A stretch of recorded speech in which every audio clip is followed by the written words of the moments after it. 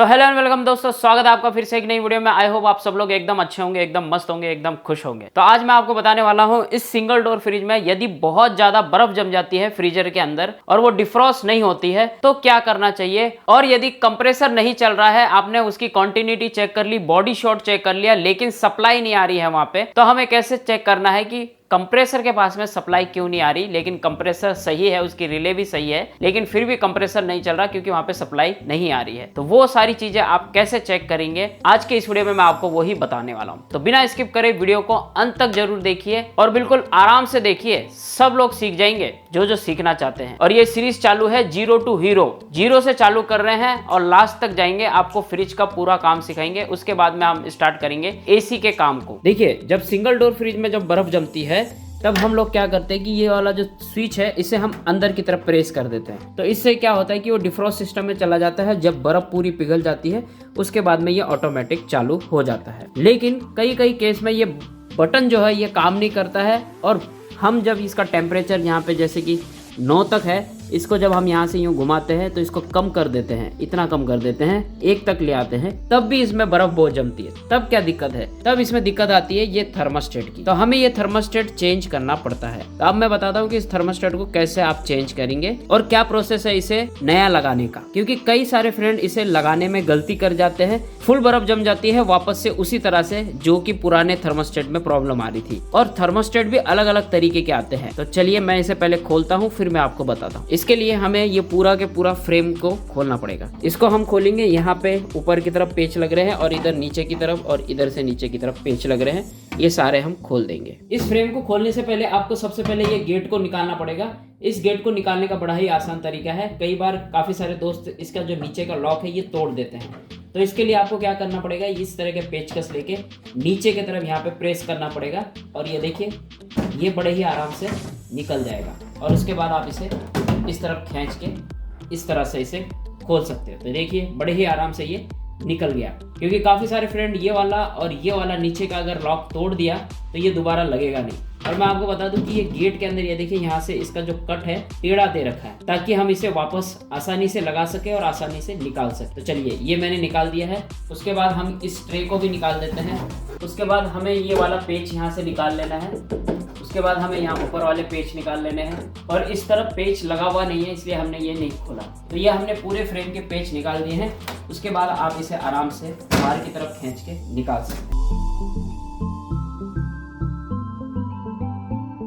तो ये हमने यहाँ से इसका फ्रेम निकाल दिया है। उसके बाद आप यहाँ देखेंगे कि ये वाली जो पाइप है ये थर्मोस्टेट की है। इस पाइप को बड़े ही आराम से निकालना होता है। तो इस पाइप के साथ में एक प्लास्टिक का ब्रैकेट है, उसे आपको आराम से दबा के निकाल लेना है। ये देखिए ये निकाल लिया। इसमें लॉक होते हैं 1 2 और ये 3 4 लॉक है इसके अंदर और वापस ये ब्रैकेट में फंस जाएगा। अब यहाँ देखिए ये थर्मोस्टेट की ये जो सेंसर वाली पिन है, तार है, ये सेंस करती है ये टेम्परेचर को। इस तार को आपको कैसे लगाना है, एज इट इज वैसे के वैसे ही आपको थर्मोस्टेट इसमें चेंज कर लेना है। ये देखिए ये है यहाँ पे थर्मोस्टेट की पूरी वायर। तो ये देखिए ये है थर्मोस्टेट। इसे निकालने के लिए आप ये पिन को बाहर निकाल सकते हैं। इन पिन को बाहर निकालेंगे तो आपका ये थर्मोस्टेट आराम से बाहर आ जाएगा, ये फ्रेम भी बाहर आ जाएगा। और उसके बाद में आप इस थर्मोस्टेट को आराम से चेंज करते हैं। तो चलिए मैं एक बार निकाल के आपको दिखा देता हूँ। इसे निकालने के लिए आप इस तरह का पेचकस का सहारा ले सकते हैं और इसे ऊपर की तरफ पुश करेंगे तो ये इस तरह से आराम से निकल जाएगा। सावधानी से निकालिए, हाथ पे लग भी सकती है। ये हमने यहाँ से निकाल लिया है और ये यहाँ पे कनेक्टर लगा हुआ है जो कि बल्ब का होता है। इसे भी आप यहाँ से पुश करके इसे निकाल सकते हैं। तो ये देखिए ये पूरा की पूरा निकल गया। अब यहाँ देखेंगे कि ये यहाँ पे एक स्क्रू लगा हुआ है। इस स्क्रू को खोलेंगे तो ये थर्मोस्टेट बाहर आ जाएगा। उसे खोलने से पहले ये वाले जो नोब है इसे हमें यहाँ पे बाहर की तरफ खींच लेना है। जब आप इसको बाहर की तरफ खींचेंगे तो ये दोनों के दोनों नोब बाहर आ जाएंगे। अगर ये बाहर की तरफ नहीं आते हैं तो आप इसे अंदर की तरफ से भी पुश कर सकते हैं। ये देखिए अगर वैसे भी नहीं निकले तो आप इस तरह के पेचकस का भी इस्तेमाल कर सकते हैं।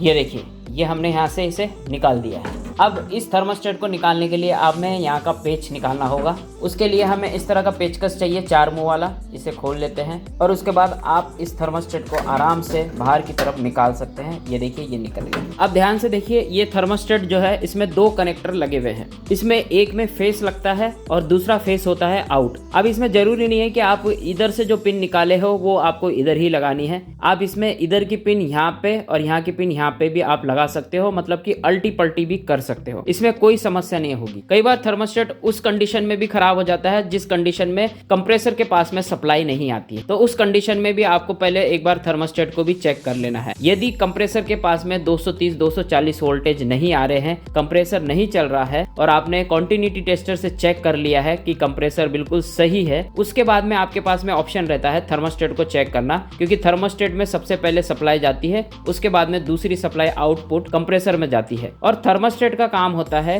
कंप्रेसर को हर आधे 1 घंटे में, 2 घंटे में, 3 घंटे में बंद चालू करने का, क्योंकि थर्मोस्टेट अगर इसे बंद चालू नहीं करेगा तो इस फ्रीजर के अंदर बहुत ज्यादा बर्फ जम जाएगी, जिससे आप काफी परेशान हो जाएंगे। और थर्मोस्टेट का ही काम होता है टेम्परेचर को बनाए रखना इस फ्रिज के अंदर, सिंगल डोर फ्रिज के अंदर। तो सिंगल डोर फ्रिज के अंदर कंप्रेसर को कट करने के लिए, बंद चालू करने के लिए सिर्फ ये एक थर्मोस्टेट ही लगा हुआ होता है और कुछ नहीं होता। सिर्फ ये एक ही मैकेनिज्म है जो कि थर्मोस्टेट के ऊपर डिपेंड करता है, कंप्रेसर को कब बंद होना चाहिए, कब चालू होना चाहिए। और ये थर्मोस्टेट को आपको किस तरह से, इसकी सेंस वाली जो वायर है टेम्परेचर को सेंस करने वाली, इसे आपको इस तरह से आराम से लगा लेना है जैसे कि इसमें लगी हुई है, क्योंकि कई सारे फ्रेंड उसे इस तरह से नहीं लगाते हैं, ऐसे ही फंसा देते हैं, जिसके वजह से कंप्रेसर कट ऑफ नहीं होता है और वापस वही समस्या आती है जो पहले आ रही थी। अब आपका सवाल ये होगा कि इस थर्मोस्टेट को हम कैसे खरीदेंगे दुकान से। सिंपल सी बात है, इस थर्मोस्टेट को निकाल के ले जाना है और दुकान पे जाके इस तरह का मांगना है और उन्हें बताना है कि आपके फ्रिज में कितने नंबर की गैस है। ये बहुत जरूरी है, क्योंकि ये जो थर्मोस्टेट है,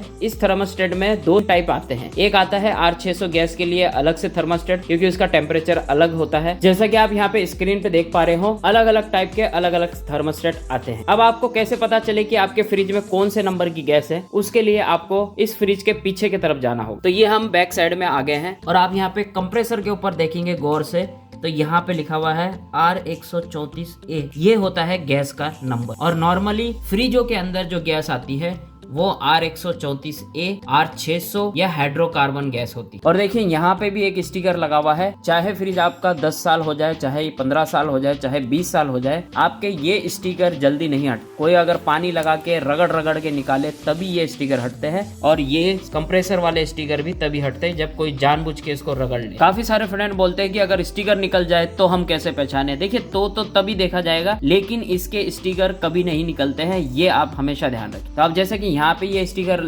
लगा हुआ है, इसमें ये वायरिंग का डायग्राम भी दे रखा है कि कैसे कैसे वायरिंग हो रखी है। और यहाँ पे देखिए रेफ्रिजरेंट HFC यहाँ पे लिखा हुआ है 134A, 80 ग्राम गैस है इसके। तो यहाँ पे आपको गैस का नाम भी पता चल गया और आपको गैस भी पता चल गई कि 80 ग्राम गैस इसके अंदर है। तो ये स्टिकर कभी नहीं निकलते हैं। मैं आपको बता दूं, ये फ्रिज को कम से कम 6-7 साल हो गए हैं, लेकिन तब भी इसका स्टिकर जैसे के वैसे है। तो आपको ये वाला थर्मोस्टेट ले जाना है और वहाँ पे दुकान पे बोलना है कि 134 नंबर की उसमें गैस है, और इसी के साइज का, इसी के जैसा 134 नंबर की गैस है जिस फ्रिज में, वही आप थर्मोस्टेट देना। अब सपोज कीजिए कि ये थर्मोस्टेट चालू नहीं है, पीछे सप्लाई नहीं आ रही। अब आपको कैसे चेक करना है? आपको कॉन्टिन्यूटी टेस्टर से चेक करना है। ये देखिए मेरे पास में कॉन्टिन्यूटी टेस्टर है, आप मल्टीमीटर का भी इस्तेमाल कर सकते हैं। आपको कॉन्टिन्यूटी टेस्टर से आराम से इस तरह से चेक कर लेना है, जैसे कि ये कॉन्टिन्यूटी आ रही है, इसका मतलब ये है कि ये थर्मोस्टेट चालू है। यदि इसमें कॉन्टिन्यूटी नहीं आती निकालने के बाद भी, तो ये थर्मोस्टेट खराब है, इसके बदले आपको नया लाके इसमें लगाना पड़ेगा। अगर कॉन्टिन्यूटी नहीं आ रही है तो ये थर्मोस्टेट खराब है। अगर बर्फ बहुत ज्यादा जम रही है, आपने टेम्परेचर कम कर लिया तब भी यही समस्या आ रही है, तो आपको ये थर्मोस्टेट चेंज ही करना पड़ेगा। तो चलिए अब मैं इस थर्मोस्टेट को वापस इंस्टॉल कर देता हूँ यहाँ पे। तो देखिए जैसे मैंने थर्मोस्टेट निकाला है, एज इट इज वैसे के वैसे मैं इसे वापस यहाँ पे इंस्टॉल कर लेता हूँ। तो ये देखिए ये मैंने यहाँ पे इसे इंस्टॉल कर लिया है। अब इसका मैं ब्रैकेट वापस यहाँ पे लगा देता हूँ, जैसे मैंने निकाला था। ये मैंने लगा दिया है। उसके बाद मैं ये वाला नोप लगा देता हूँ इसका।